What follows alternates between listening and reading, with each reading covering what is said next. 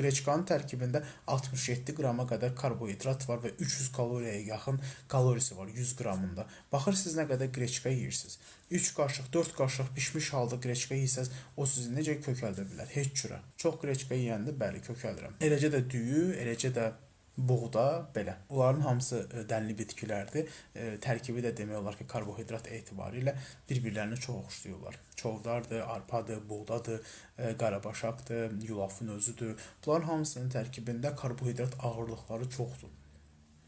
Yulafın elə tərkibində 70 qrama qədər karbohidrat var. Bunların hamısı kalorili qidalardır. Əslində başa düşürsünüz. Sadəcə belə deyim ki, həm yaxşı bir enerji mənbəyidir, yaxşı enerji mənbəyidir, asan mənimsənilən enerji mənbəyidir. Yəni yeyirsiniz, özünüzə gəlirsiniz.